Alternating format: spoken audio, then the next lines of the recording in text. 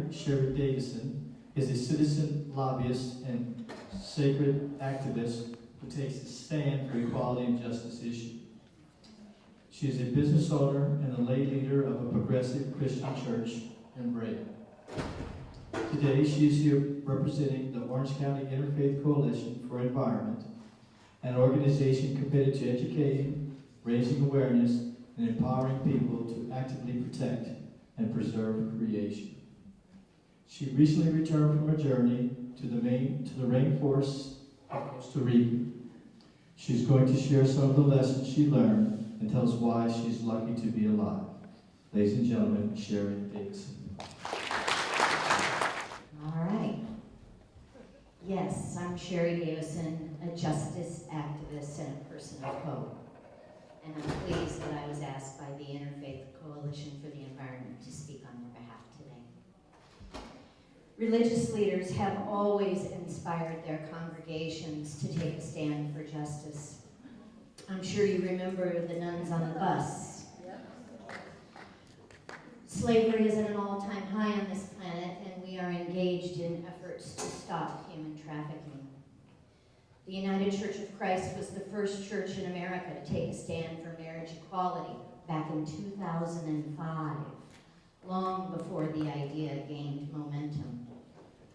All faiths require us to care for everyone and take the stand that no one deserves to be left behind.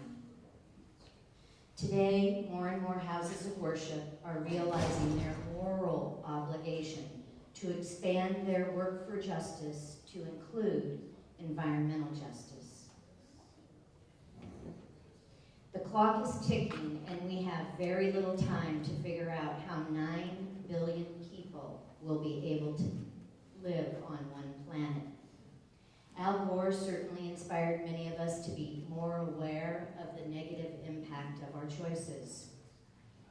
We took many of his recommended personal actions, changing light bulbs, shopping with a canvas bag, driving less, using less water.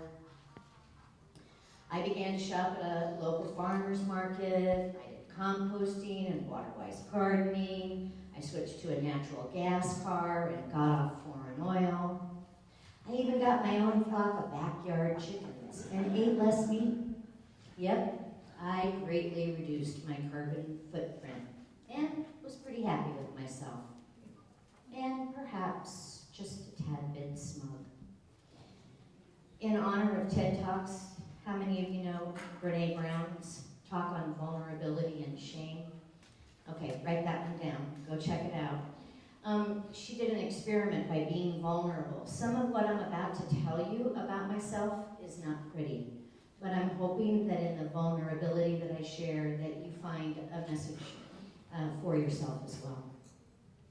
4 years ago, I heard Bill McKibben for the very first time, and something within me felt very, very uncomfortable.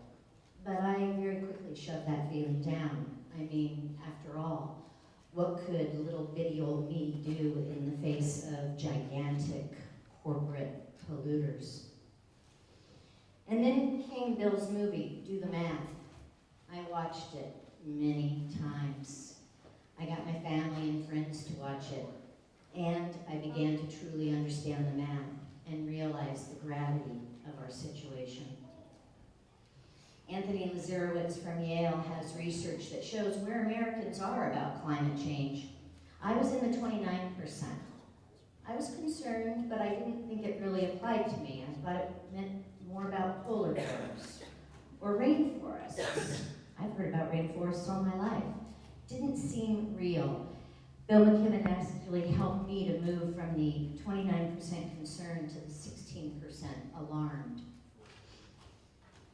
I began attending meetings of the Citizens Climate Lobby. Now I'm a co-leader of a CCL group in North Orange County. This is an excellent avenue to empower and engage people in activities where they can truly make a difference. At our church, we've greened our facilities and are fully engaged in our efforts to educate and empower our community on environmental issues. Throughout recorded history, people have often gone on vision quests, seeking for clarity and direction in their lives, to give themselves an opportunity to expand their perspective.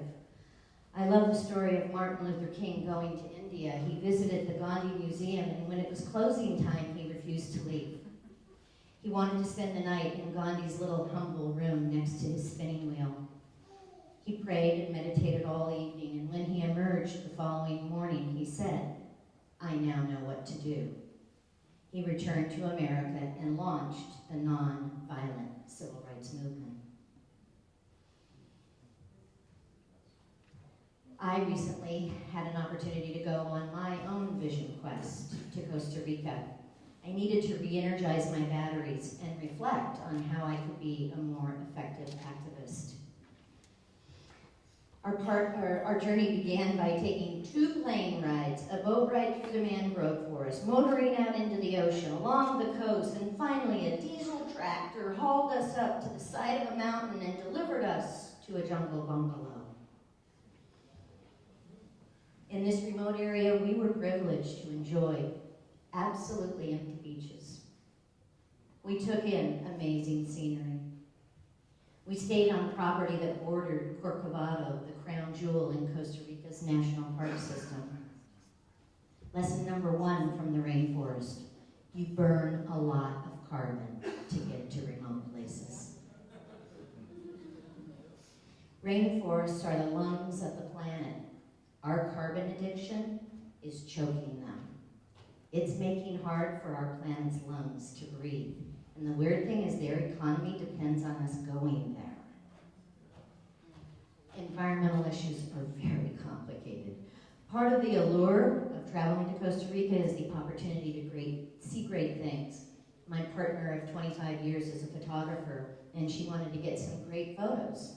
And she did. Thrilling photos. Awesome photos. Beautiful photos.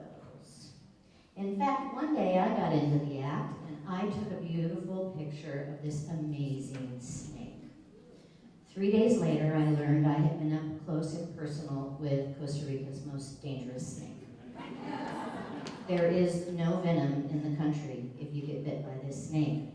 So, lesson number 3, being naive is dangerous. Beware of snakes with triangular heads.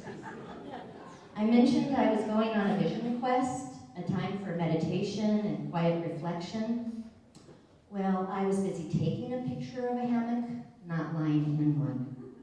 As an activist, I can easily burn the candle at both ends and have to remind myself to take time to reconnect with my purpose. You take your ego with you into the rainforest. One day we were sitting in front of our little bungalow and discovered this guy.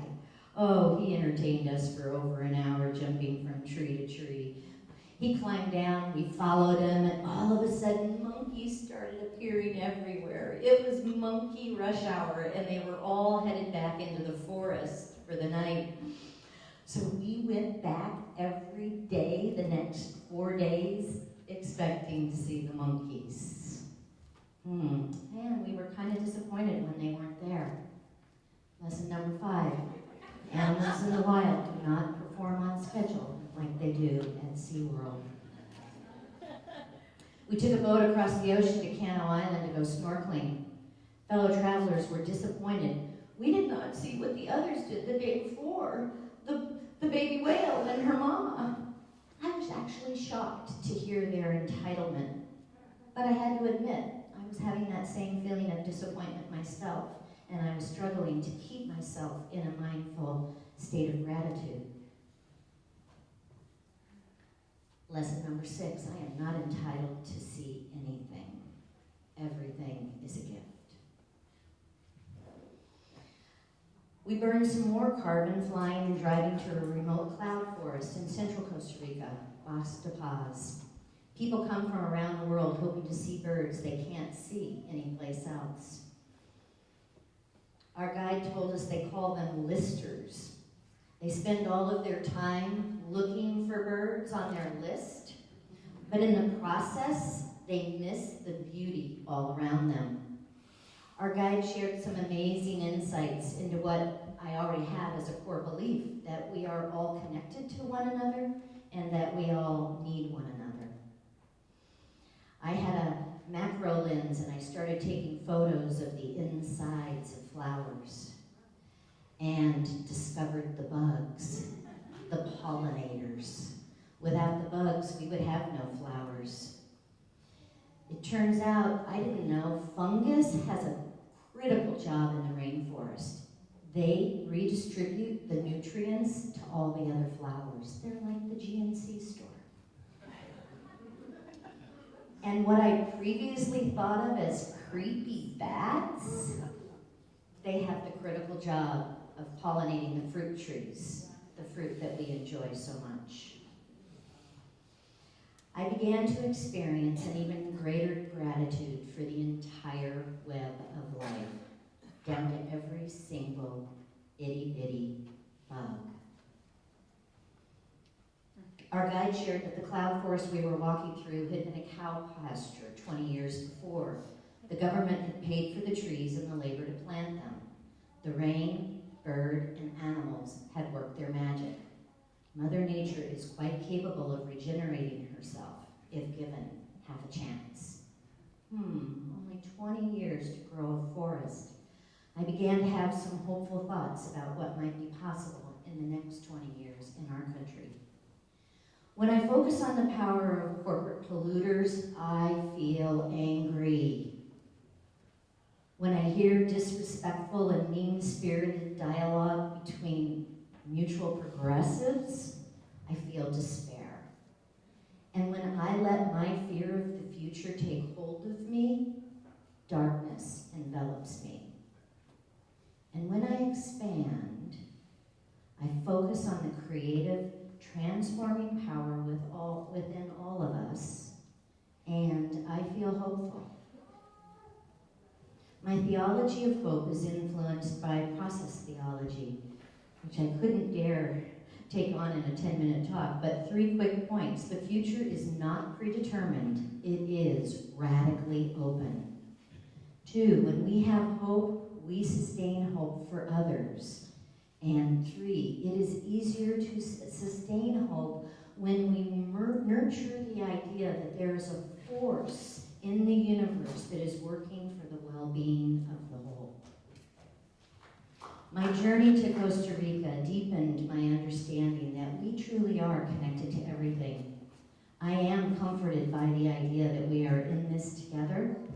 Together we can nurture our hopefulness, and together we will find the creative solutions we need.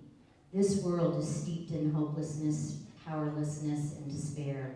I do need my meditations and quiet time to tap into the place within me where I can feel inspired and hopeful. I am more grounded when I do my sacred practices. When I draw closer to my spiritual community, I feel resilient and energized. Although we come from different faith traditions, members of the Orange County Interfaith Coalition for the Environment are mutually called to engage others in the work of well-being for all of creation, to expand our hopefulness and to share it with others, and to empower one another and trust that we can create a just, sustainable, and peaceful world. We invite you to dip your toe into our community of hopefulness whenever the Spirit moves you.